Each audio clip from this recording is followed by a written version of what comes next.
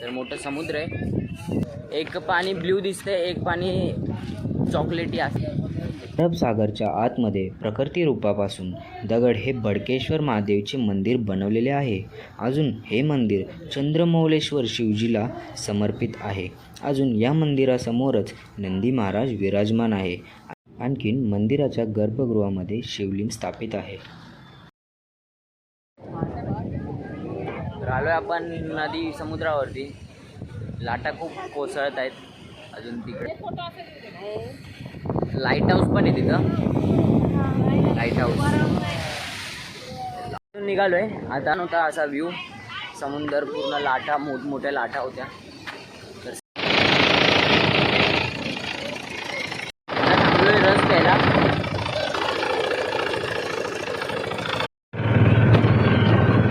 तर आता आम्ही चालू आहे नागेश्वरला. इथून 16 किलोमीटर आहे द्वारकेपासून. द्वारकेतून आम्ही सकाळी 5 वाजता करणार आहे. तर इथून आता चालू आहे नागेश्वरला. हा असेल आमचा 4था किलोमीटर.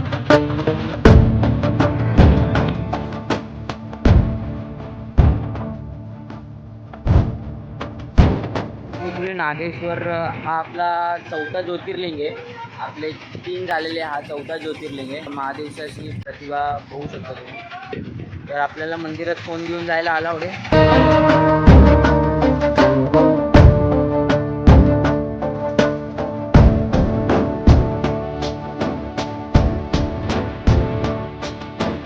लागते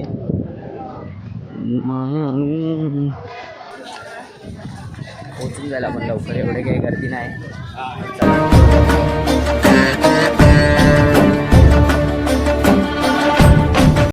अजून जास्त काही गर्दी पण नाही आहे.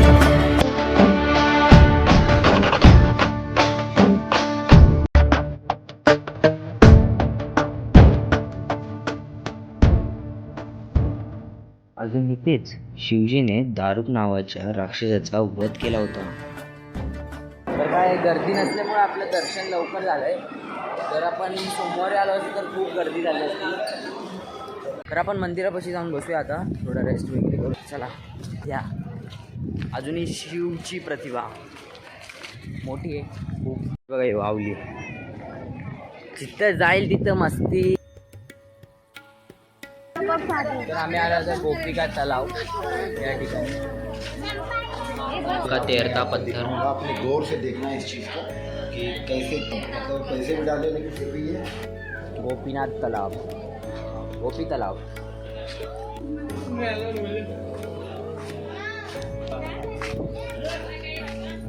गोपी तलावामध्ये श्रीकृष्णाने आपली शेवटची रासलीला केली होती. ही होती गोपिका तलाव.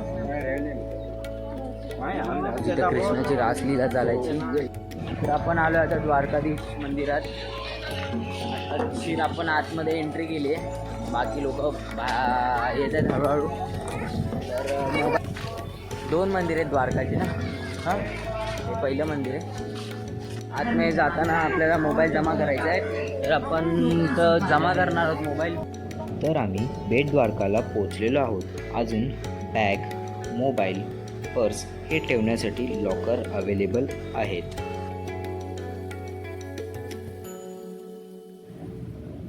ह्या बेट द्वारकेमध्ये श्रीकृष्ण देवाचे निवासस्थान असायचे. अजून दोन्ही द्वारकेमध्ये द्वारकाधीश बसलेले आहेत. अजून ह्या जागेवरती कृष्णाचे लहानपणीचे परममित्र सुदामा भेटले होते. आणखीन सुदामाने कृष्णाला या जागेवरती तांदूळ भेट केले होते. म्हणून या जागेवरती तांदूळचा भोग लागतो. दर्शन करायची वेळ सकाळी 7:30 ते दुपारी 12 वाजेपर्यंत. अजून रात्री 5 ते 8 वाजेपर्यंत. पूर्ण प्रॉपर द्वारका फिरलो नाही. थोडे स्टेप हळूहळू सगळं कवर करत जाणार आहे.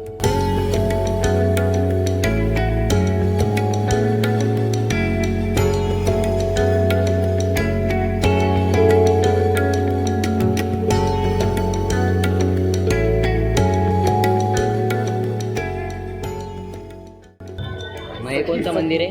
रुक्मिणी मंदिर आहे. रुक्मिणी मंदिर आहे. श्रीकृष्ण आणि माता रुक्मिणीची दुर्वासो ऋषीला रथमध्ये बसवून द्वारकेच्या दिशेला घेऊन जात असताना तेव्हा त्याचवेळी या जागेवरती रुक्मिणीला तहान लागली होती.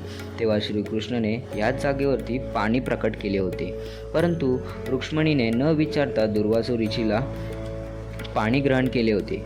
त्याच वेळी रागात दुर्वासो ऋषीने श्राप दिला होता. अजून श्रापचे कारण माता रुक्मिणीला श्रीकृष्णाला सोडून 12 वर्ष जगावे लागले.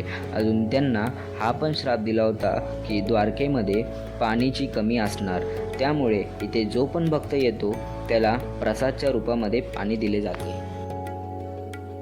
रुक्मिणी मंदिर आहे, आपण दर्शन करून आलोय. तर आम्ही आलोय द्वारकेत. ही नदी आहे, अजून ते मंदिर आहे तिकडं. अजून आपण लवकरच मंदिरात जाणार आहोत. सकाळपासून बोलतोय जायचं, पण आता आली आहे ती वेळ. अजून लवकरच आपण पाण्याला फ्लो खूप आलाय, पण तिथं माणसं काय शूट नाही सोडत आहे. अजून इथून जर गेला तर तो गेला. अरे वेव पूलचं वातावरण झालंय. लाटा बघा तिथून कसं. हातपाय तोंड वगैरे धुतले आम्ही. जास्त काही तोंड धुतलं नाही. तर आता मंदिराचं दर्शन घेऊया. तर इथं पण मोबाईल आपल्याला ठेवायला लागणार. 7:45ला लाईन बंद होणार आहे. आपल्याला लवकर जाऊन लाईनीमध्ये उभं राहायला लागणार. 2 ते अर्धी जण इकडं अर्धी जण तिकडे आहेत. चला. तर आपलं छान असं दर्शन झालंय. आपण प्रत्येक देवाकडे गेलोय. अजून आपल्याला आरती भेटली आहे. तर हे एक नशीबचं काम झालं. इथं मला लागलंय, जोरदार लागले. तर आपलं छानसं दर्शन झालंय. आरती प्रॉपर झाली. आता महाप्रसाद वगैरे खाऊन घरी जाऊया. I hope you enjoy this blog. आवडला असेल तर लाईक शेअर सबस्क्राईब नक्की करा.